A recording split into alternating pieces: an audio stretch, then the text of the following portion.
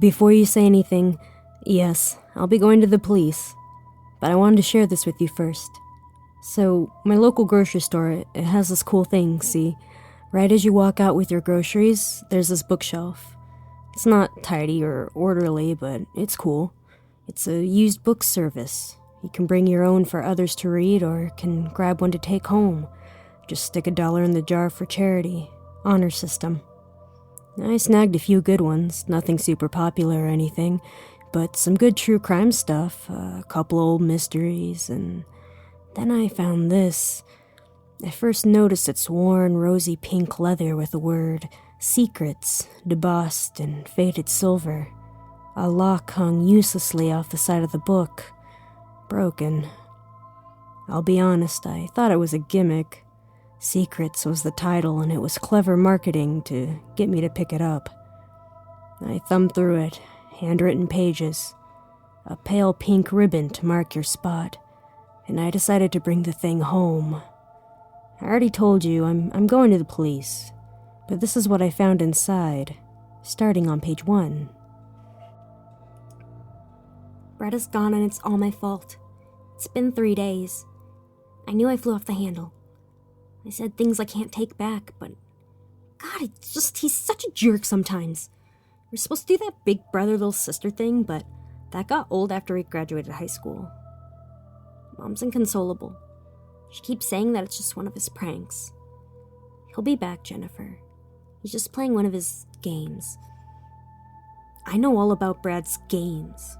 He was famous for them as a kid, and you'd think he'd grow out of it. A guy in his 20s with a job and car insurance? But no.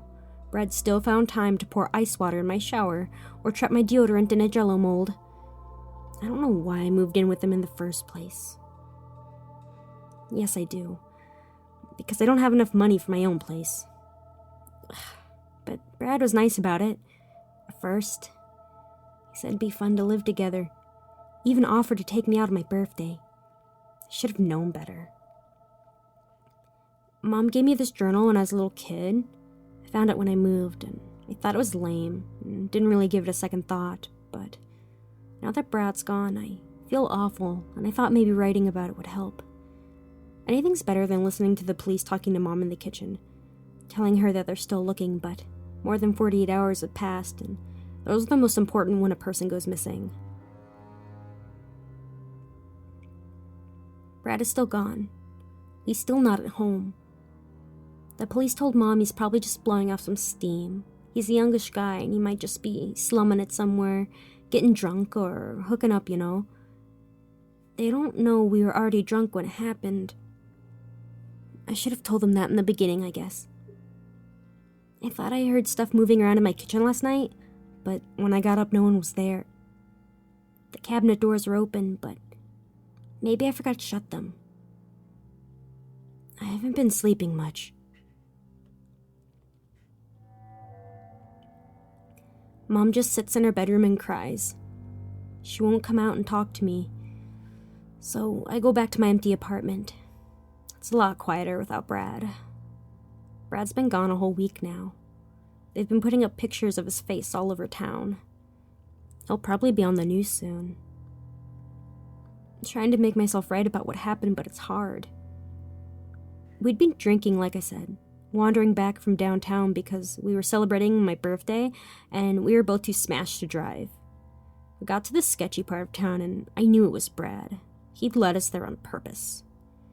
I told him that he sucked, and he was a guy, and he might think this was funny, one of his stupid games, but us girls know the bad part of town at night, and drunk is just a recipe for disaster. He didn't care. He said, "Come on, let's check out this building, I hear it's haunted." Ugh, that's Brad for you. I'm drunk and hungry on my birthday, thinking we just might have a good time as brother and sister for once, and he leads me to an abandoned building at midnight. I begged him not to go, but he went on ahead anyway, and I didn't have a choice. If I didn't follow him, I'd be all alone, so I went in with him. He shouldn't have gone there. He shouldn't have made me go. I don't feel like writing anymore. I keep waking up in the middle of the night. Weird enough, it's the same time every night. 2:36 a.m. It's probably just my nerves, but I feel like someone's watching me. Brad is still gone. Why did Brad insist on going in that building? Why couldn't we have just had a nice time for my birthday? I followed him into that building, this hulking monstrosity that was probably an old apartment complex or something. A place that no doubt wasn't haunted at all, but just an excuse for Brad to play one of his games. I mean, I should have known that, I guess. He started running up the stairs, taking them 2 at a time. I had to take off my heels to catch up to him and was scared the whole time, like I might step on a hypodermic needle or something. This place was a real dump. I almost fell down the stairs and that made me mad. I almost dropped my shoes when I rounded the corner to tell him. So then Brad jumped out from behind this big hunk of concrete and yelled, "Boo," like some sort of stupid kid. Except that it worked, and I screamed and I dropped my shoes and my purse, and they went tumbling down the broken concrete steps, and Brad just laughed and laughed and laughed. I got so mad that I started hitting him. I don't think I would have been as mad if I hadn't been as drunk, but I was. He was laughing still, backing away and shielding himself with his arms while I slapped and shrieked that he was a jerk. He was the worst brother ever. He was a horrible person and a horrible roommate, and the only reason I was even living with him was because I was too broke for my own place, and if I had the money, I wouldn't even bother to see him again. Yeah, it was mean. It was mean, but I meant it. What I didn't mean was for Brad to keep backing up while I was swatting at him. I wanted him to stand there and take it, but he kept laughing and backing up, and all of a sudden he was gone. He was right there in front of me, and then he was gone. Down the open elevator shaft that neither of us saw. Down all 5 floors. If I had to guess, it was probably around 2:36 a.m. I'm only writing this because my apartment isn't so quiet anymore. Brad's still gone, but he's not. I think he followed me home. Okay, Brad, see?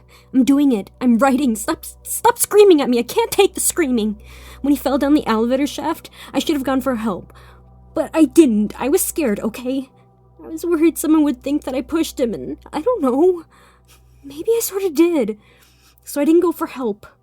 I covered him with rubble and debris, and I left him there because I thought they'd find him and maybe think he got murdered for his wallet or something. But they haven't found him, and at this point it's too late to tell the cops or I'll be implicated. I can't tell them, Brad.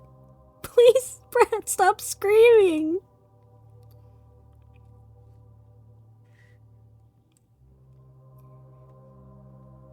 Brad wants me to go to the police, but I can't. I don't want to go to prison. He keeps playing these pranks, stacking all my chairs on top of each other, turning the pictures on the wall backwards, making the faucets run blood instead of water. It's a stupid games, but now they're worse because he's angry, and now he has more power. I just hope that writing it out would help, but he's not happy. He wants me to pay, but I did. I paid by just being his sister.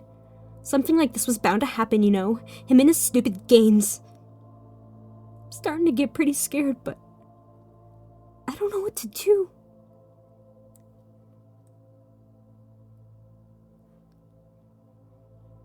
This is Jennifer. I did it. I pushed Brad. Brad is never coming back. So I did what I had to do. Consider this my suicide note. Brad is gone, and it's all my fault.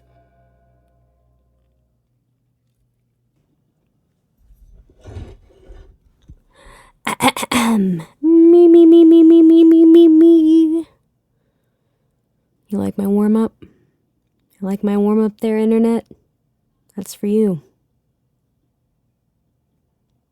I forgot what I was reading. Before you say anything, yes. Wow, phone, shut up. I'm trying to narrate. It's been a while, okay, phone? My viewers are waiting for me, I think. Probably not. No, they're probably bored. What was I talking about here?